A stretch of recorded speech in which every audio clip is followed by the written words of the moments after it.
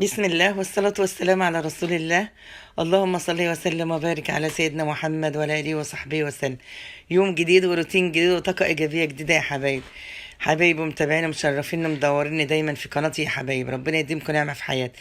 تعالوا شوف الفطير الجميل ده. المين فطير ده هنعمله جميل أوي النهارده بحشوة جميل، حشوة من صدور الفراخ برضو. طيب الدقيق بتاعنا هنمشيه على سلك، على منخل أو على مصفى سلك، عشان خاطر برضو يبقى نضيف كده وهش وحلو. طيب بعد كده هنجيب كوباية مية ونحط معلقتين سكر كبار ونص معلقة صغيرة ملح، وهنقلبه تقليب حلو كده، ندوب الملح والسكر.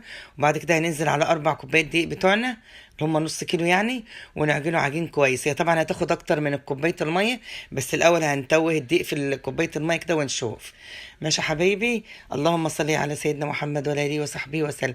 لو وصلتوا معايا لحد كده يا حبايبي حطوا لنا كومنت حلو كده، ولايك جميل يشجع، ولايك جميل كده يشجع القناة، وفعلوا زر الجرس عشان كل جديد يوصل بإذن الله معايا. طيب هنعجنها عجنة حلوة، أهم حاجة عجنة الفطيرة عشان ما يتقطعش مننا، لازم يبقى معجونة عجنة كويسة زي ما انتوا عارفين. اعجنيها وسيبها وإيد ارتاحي شوية، وارجعي ارجعي لها تاني كأنك عجنتها 10 دقايق بالظبط. ماشي يا حبايبي. بعد ما عجناها حلو كده، عجنة حلوة، بعد كده هنبتدي نقطعها بقى. النص كيلو طلع معايا 14 كورة أو 12 حسب ما هيطلع معاك. اللهم صل على سيدنا محمد وعلى آله وصحبه وسلم. بعد كده انا عملت خليط من الزبده على سمنه، وبرده معايا قيمه معلقتين 3 زيت عشان افرد عليهم. تفرد على زيت، وبعد كده تبقى تفرد العجينه بقى على من تحت على زيت، ومن فوق هتعملي الخليط اللي هو التوريق ده، زبده على سمنه، السمنه الوحيده زبده الوحيده الموجوده عندك. انا عملت معلقتين زبده ومعلقتين سمنه، وما شاء الله بورق بهما، مش بياخد والله كتير ماده دهنيه كتير.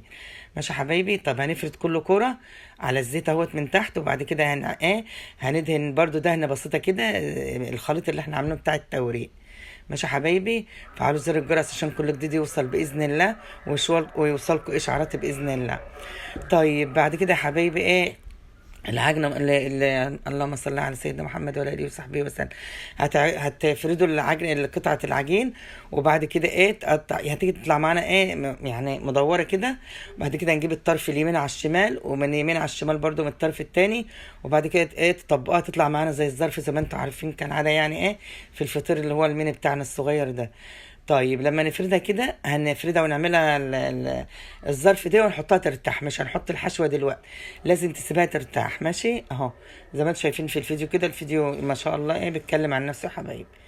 اهو هنطبق كده وكده، ومن الجهادي والجهادي، ويطلع معانا ظرف مربع صغير كده، هنسيبه يرتاح على جنب خالص. ماشي. طيب بعد ما عملنا الفطير بتاعنا كله وجمعناه كده زي ما انتم شايفين، هنبتدي نفرده بقى فرده صغيره كده. احنا مش عايزينه واسع قوي، مش عايزينه كبير، احنا عايزينه صغير كده. وهنبتدي نفرده فرده صغيره كده، ونحط الحشوه بتاعتنا بقى الموجوده عندك. الحشوه اللي انت هتعملها جبنه رومي، جبنه موتزاريلا، حشوه فراخ، حشوه لحمه، النوتيلا، الموجوده عندك اللي انت هتعملها مسكره، مثلا اي حشوات تحبيه. هنحط الحشوه بالراحه كده، مش هنفردها قوي عشان العجينه ما شاء الله ماشيه جميله، ارتاحت وجميله. وهنطبق الطرف ده على الطرف ده، ونعملها زي البقجه الصغيره كده، ونسيبها برضو ترتاح على جنب كده او قدامنا عما نخلص كل اللي احنا بنجهزهم. اللهم صل على سيدنا محمد وعلى اله وصحبه وسلم. زي ما انتم شايفين كده يا حبايبي. اشتركوا في القناه بتاعتي يا حبايبي، دايما اشتراككم بيسعدني وبيفرحني. طيب عملناهم وجهزناهم، هنبتدي بقى بعد ما خلصناهم هنحطهم في الصينيه بس مش عايزينه كبير، احنا عايزينه صغير كده. هنعمله بس فرده بسيطه صغيره قوي قوي، ومش هنوسعه جامد. وهندخله على فرن حامي جدا، على الصاجه من تحت خالص، فرن حامي جدا. ولو الفرن بتاعك بيولع الشوايه، ولعها برضو على بالمتوسط، هيطلع معاكي ما شاء الله فطير جميل ومورق ولونه جميل جدا ما شاء الله. اعملي كده يا حبايبي ومش هتندمي باذن الله. وطلع جميل جدا والله العظيم، مورق زي ما انتم شفتوه سبق في الفيديو. يا رب دايما فيديوهاته تعجبكم.